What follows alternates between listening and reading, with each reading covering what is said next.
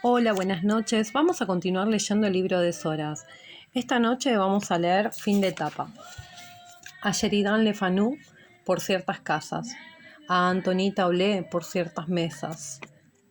Tal vez se detuvo ahí porque el sol ya estaba alto y el mecánico placer de manejar el auto en las primeras horas de la mañana cedía a paso a la modorra, a la sed. Para Diana, ese pueblo de nombre anodino era otra marca en el mapa de la provincia, lejos de la ciudad en la que dormiría esa noche, y la plaza, que entre las copas de los plátanos protegían del calor de la carretera, se daba como un paréntesis en el que entró con un suspiro de alivio, frenando al lado del café donde las mesas desbordaban bajo los árboles. El camarero le trajo un anisado con hielo y le preguntó si más tarde querría almorzar. Sin apuro porque servían hasta las 2. Diana dijo que daría una vuelta por el pueblo y que volvería. No hay mucho que ver, le informó el camarero. Le hubiera gustado contestarle que tampoco ella tenía muchas ganas de mirar, pero en cambio pidió aceitunas negras y bebió casi bruscamente del alto vaso donde se rizaba el anisado. Sentía en la piel una frescura de sombra. Algunos parroquianos jugaban a las cartas, 2 chicos con un perro, una vieja en el puesto de periódicos, todo como fuera del tiempo, estirándose en la calina del verano, como fuera del tiempo. Lo había pensado mirando la mano de uno de los jugadores que mantenía largamente la carta en el aire antes de dejarla caer en la mesa con un latigazo de triunfo. Eso que ella no se sentía con ánimo de hacer, de prolongar cualquier cosa bella, sentirse vivir de veras en esa dilación deliciosa que alguna vez la había sostenido en el temblor del tiempo. Curioso que vivir pueda volverse una pura aceptación, pensó mirando al perro que jadeaba en el suelo. Incluso esa aceptación de no aceptar nada, de irme casi antes de llegar, de matar todo lo que todavía no es capaz de matarme. Dejaba el cigarrillo entre los labios, sabiendo que terminaría por quemárselos, y que tendría que arrancarlo y aplastarlo como lo había hecho con esos años en que había perdido todas las razones para llenar el presente con algo más que cigarrillos, la chequera cómoda y el autoservicial. Perdido, repitió. Tan bonito tema de Duke Ellington, y ni siquiera me lo acuerdo. 2 veces perdido. Muchacha.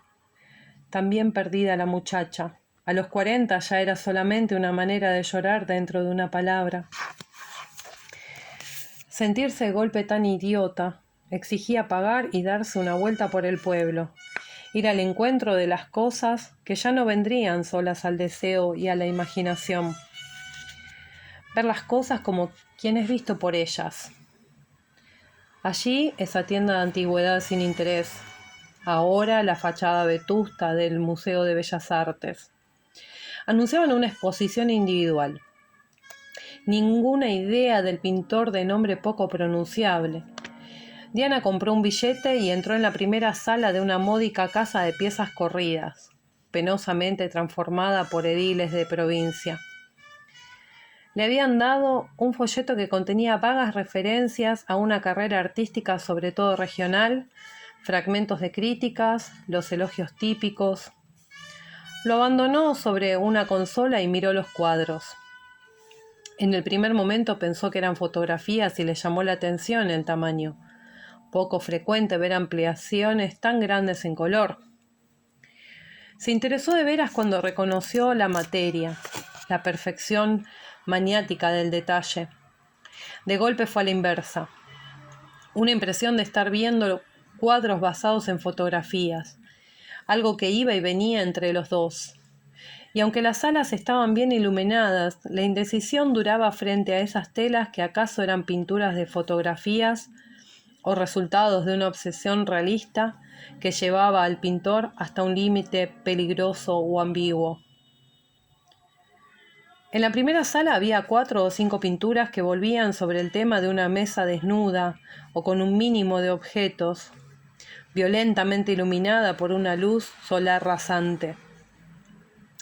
En una de las telas se sumaba una silla. En otras, la mesa no tenía otra compañía que su sombra alargada en el piso, azotado por la luz lateral. Cuando entró en la segunda sala, vio algo nuevo. Una figura humana en una pintura que unía un interior con una amplia salida hacia jardines poco precisos. La figura, de espaldas, se había alejado ya de la casa donde la mesa inevitable se repetía en primer plano, equidistante entre el personaje pintado y Diana. No costaba mucho comprender o imaginar que la casa era siempre la misma. Ahora se agregaba la larga galería verdosa de otro cuadro donde la silueta de espaldas miraba hacia una puerta-ventana distante. Curiosamente, la silueta del personaje era menos intensa que las mesas vacías. Tenía algo de visitante ocasional que se paseara sin demasiada razón por una vasta casa abandonada. Y luego había el silencio. No solo porque Diana parecía ser la sola presencia en el pequeño museo, sino porque de las pinturas emanaba una soledad que la oscura silueta masculina no hacía más que ahondar. Hay algo en la luz, pensó Diana, esa luz que entra como una materia sólida y aplasta las cosas. Pero también el color estaba lleno de silencio. Los fondos profundamente negros, la brutalidad de los contrastes que daba a las sombras una calidad de paños fúnebres, de lentas colgaduras de catafalco.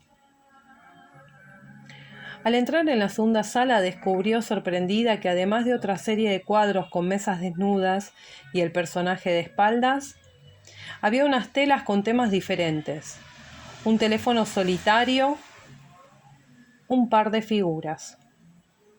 Las miraba, por supuesto, pero un poco como si no las viera.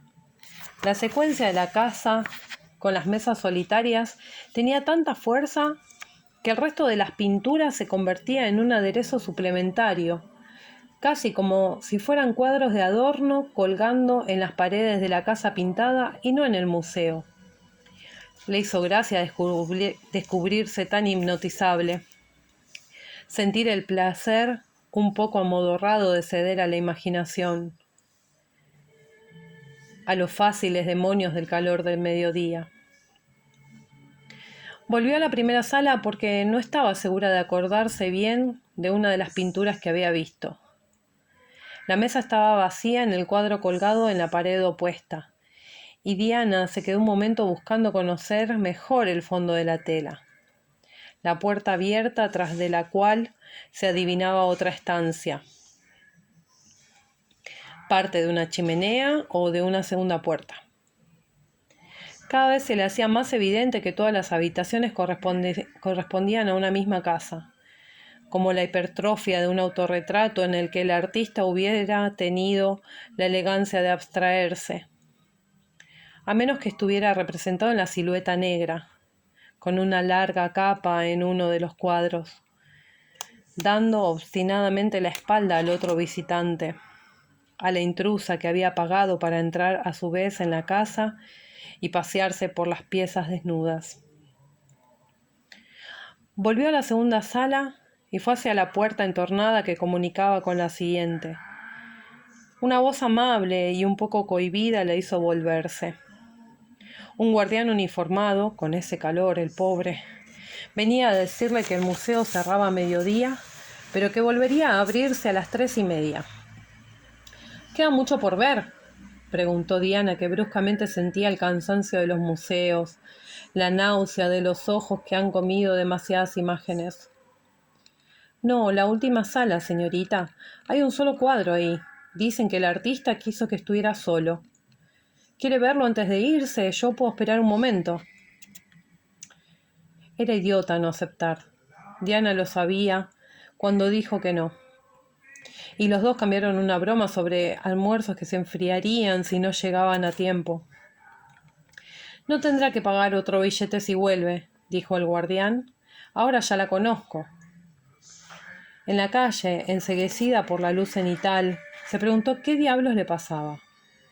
Era absurdo haberse interesado hasta ese punto por el hiperrealismo o lo que fuera que ese pintor ignoto, y de golpe dejar caer el último cuadro que acaso era el mejor.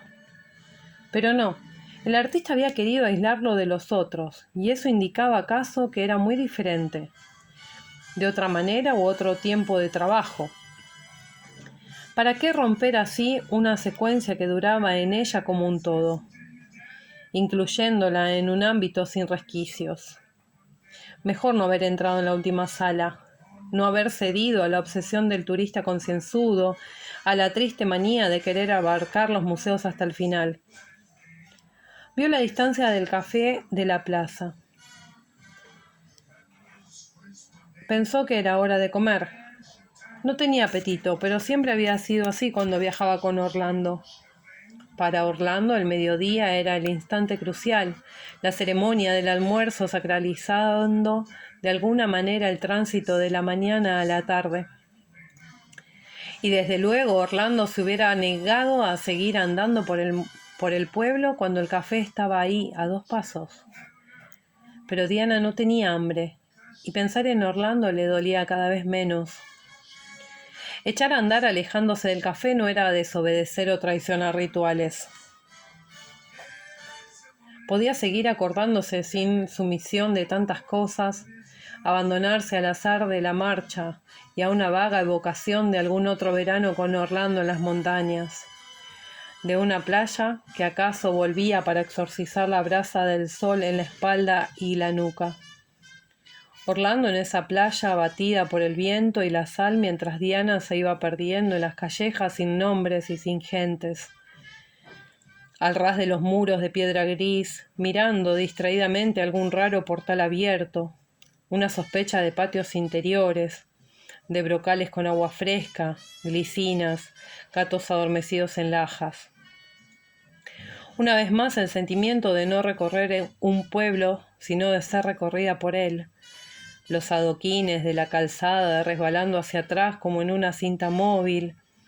Es estar ahí mientras las cosas fluyen y se pierden a la espalda.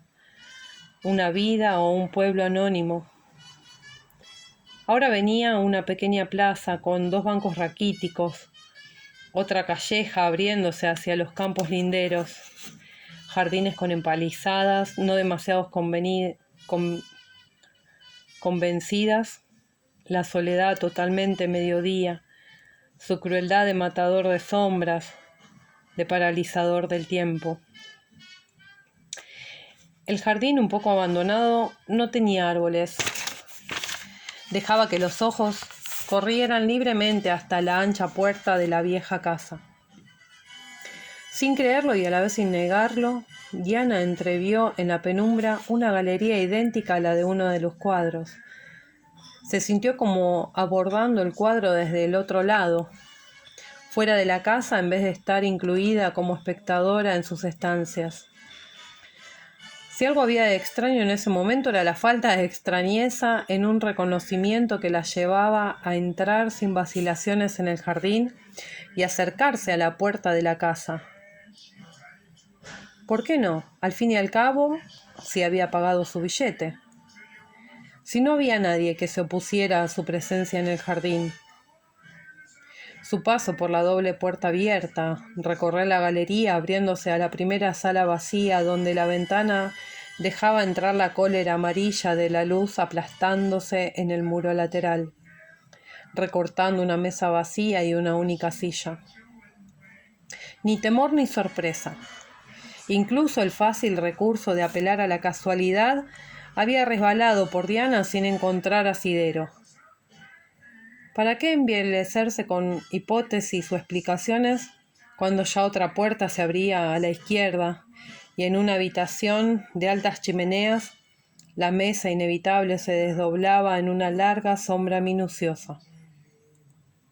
Diana miró sin interés el pequeño mantel blanco y los 3 vasos. Las repeticiones se volvían monótonas, el embate de la luz tajeando la penumbra. Lo único diferente era la puerta del fondo. Que estuviera cerrada en vez de entornada introducía algo inesperado en un recorrido que se cumplía tan dócilmente. Deteniéndose apenas, se dijo que la puerta estaba cerrada simplemente porque ella no había entrado en la última sala del museo, y que mirar detrás de esa puerta sería como volver allá para completar la visita. Todo demasiado geométrico, al fin y al cabo, todo impensable y a la vez como previsto.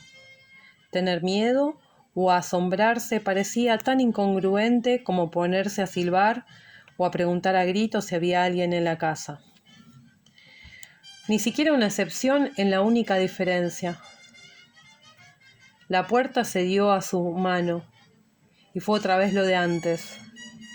El chorro de luz amarilla estrellándose en una pared. La mesa, que parecía más desnuda que las otras, su proyección alargada y grotesca, como si alguien le hubiera arrancado violentamente una carpeta negra para tirarla al suelo. ¿Y por qué no verla de otra manera? Como un rígido cuerpo a cuatro patas que acababa de ser despojado de sus ropas ahí caídas en una mancha negruzca. Bastaba mirar las paredes y las ventanas para encontrar el mismo teatro vacío. Esta vez sin siquiera otra puerta que prolongara la casa hacia nuevas estancias. No la había incluido en su primer reconocimiento, pero ahora la sumaba a lo ya sabido. Tantas mesas, con o sin sillas, tantas habitaciones semejantes. Vagamente decepcionada, se acercó a la mesa y se sentó. Se puso a fumar un cigarrillo, a jugar con el humo que trepaba en el chorro de luz horizontal, dibujándose a sí mismo como si quisiera oponerse a esa voluntad de vacío de todas las piezas, de todos los cuadros. Del mismo modo que la breve risa en algún lugar a espaldas de Diana cortó un instante el silencio, aunque acaso solo fuera un breve llamado de pájaro allá afuera, un juego de maderas resecas.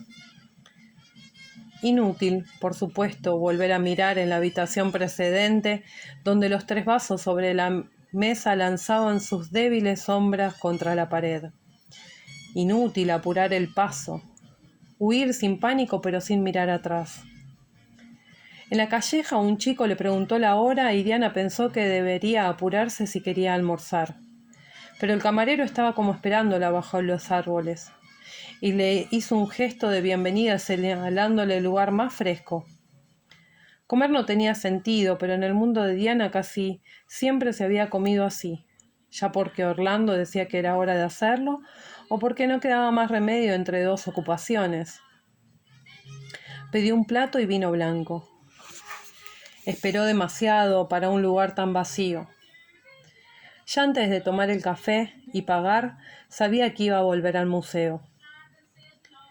Que lo peor en ella la obligaba a revisar eso que hubiera sido preferible asumir sin análisis, casi sin curiosidad, y que si no lo hacía iba a lamentarlo al final de la etapa, cuando todo se volviera usual como siempre, los museos y los hoteles y el reencuentro del pasado.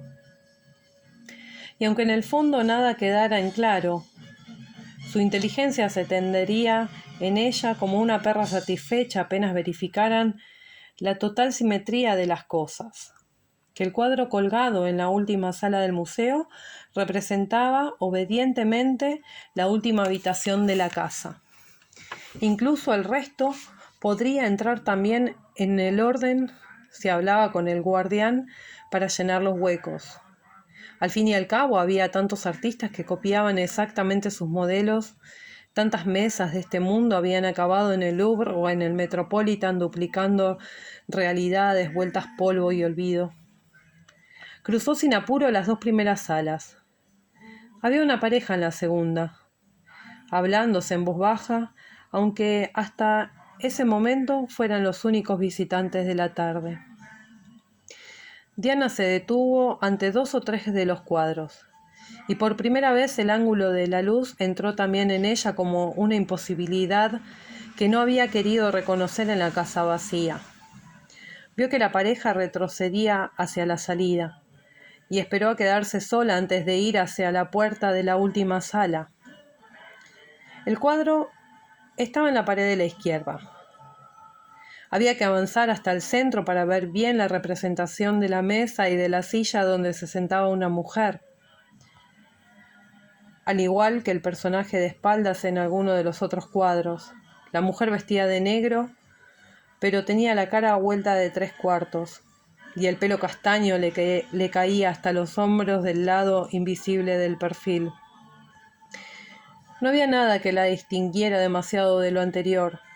Se integraba a la pintura como el hombre que se paseaba en otras telas. Era parte de una secuencia, una figura más dentro de la misma voluntad estética. Y a la vez había algo allí que acaso explicaba que el cuadro estuviera solo en la última sala. De las semejanzas aparentes surgía otro sentimiento, una progresiva convicción de que esa mujer no solo se diferenciaba del otro personaje por el sexo, sino por su actitud. El brazo izquierdo colgando a lo largo del cuerpo, la leve inclinación del torso que descargaba su peso sobre el codo invisible apoyado en la mesa, estaban diciéndole otra cosa a Diana. Le estaban mostrando un abandono que iba más allá del ensimismamiento o de la modorra. Esa mujer estaba muerta, su pelo y su brazo colgando, su inmovilidad inexplicablemente más intensa que la fijación de las cosas, y los seres en los otros cuadros, la muerte ahí como una culminación del silencio, de la soledad, de la casa, de sus personajes, de cada una de las mesas y las sombras y las galerías. Sin saber cómo se vio otra vez en la calle, en la plaza, subió al auto y salió a la carretera hirviente. Había acelerado a fondo, pero poco a poco fue bajando la velocidad, y solo empezó a pensar cuando el cigarrillo le quemó los labios. Era absurdo pensar cuando había tantos cassettes con la música que Orlando había amado y olvidado, y que ella solía escuchar de a ratos, aceptando atormentarse con la invasión de recuerdos preferibles a la soledad, a la vaga imagen del asiento vacío a su lado. La ciudad estaba a una hora de distancia, como todo parecía estar a horas o a siglos de distancia. El olvido, por ejemplo, o el gran baño caliente que se daría en el hotel, los whiskies en el bar, el diario de la tarde. Todo simétrico como siempre para ella. Una nueva etapa dándose como réplica de la anterior. El hotel que completaría un número par de hoteles o abriría el impar que la etapa siguiente colmaría. Como las camas, los surtidores de nafta, las catedrales o las semanas. Y lo mismo hubiera debido ocurrir en el museo, donde la repetición se había dado maniáticamente, cosa por cosa, mesa por mesa, hasta la ruptura final e insoportable, la excepción que había hecho estallar en un segundo ese perfecto acuerdo de algo que ya no entraba en nada, ni en la razón ni en la locura. Porque lo peor era buscar algo razonable en eso que desde el principio había tenido algo de delirio, de repetición idiota, y a la vez sentir como una náusea que solo su cumplimiento total le hubiera devuelto una conformidad razonable. Hubiera puesto esa locura del buen lado de su vida, lo hubiera alineado con las otras simetrías, con las otras etapas. Pero entonces no podía ser. Algo había escapado ahí y no se podía seguir adelante y aceptarlo. Todo su cuerpo se tendía hacia atrás como resistiendo el avance. Si algo quedaba por hacer era dar media vuelta y regresar. Convencerse con todas las pruebas de la razón de que eso era idiota. Que la casa no existía o que sí, que la casa estaba ahí, pero que en el museo solo había una muestra de dibujos abstractos o de pinturas históricas. Algo que ella no se había molestado en ver. La fuga era una sucia manera de aceptar lo inaceptable, de infringir demasiado tarde la única vida imaginable, la pálida aquiescencia cotidiana a la salida del sol o las noticias de la radio. Vio llegar un refugio vacío en la derecha, viró en redondo y entró de nuevo en la carretera, corriendo a fondo hasta que las primeras granjas en torno al pueblo volvieron a su encuentro. Dejó atrás la plaza, recordaba que tomando a la izquierda llegaría a un término donde podía dejar el auto.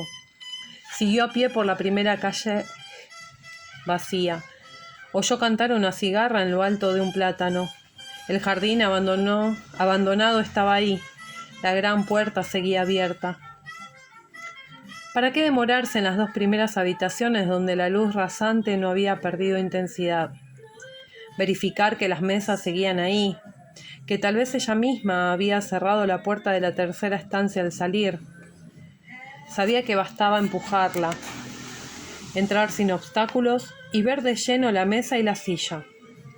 Sentarse otra vez para fumar un cigarrillo. La ceniza del otro se acumulaba prolijamente en un ángulo de la mesa. La colilla había debido tirarla en la calle. Apoyándose de lado para evitar el embate directo de la luz de la ventana. Buscó el encendedor en el bolso, miró la primera voluta del humo que se enroscaba en la luz. Si la leve risa había sido al fin y al cabo un canto de pájaro, afuera no cantaba ningún pájaro ahora. Pero le quedaban muchos cigarrillos por fumar. Podía apoyarse en la mesa y dejar que su mirada se perdiera en la oscuridad de la pared del fondo. Podía irse cuando quisiera, por supuesto, y también podía quedarse. ¿Acaso sería hermoso ver si la luz del sol iba subiendo por la pared, alargando más y más la sombra de su cuerpo, de la mesa, de la silla? O si seguiría así, sin cambiar nada, la luz inmóvil como todo el resto, como ella y como el humo inmóviles. Fin.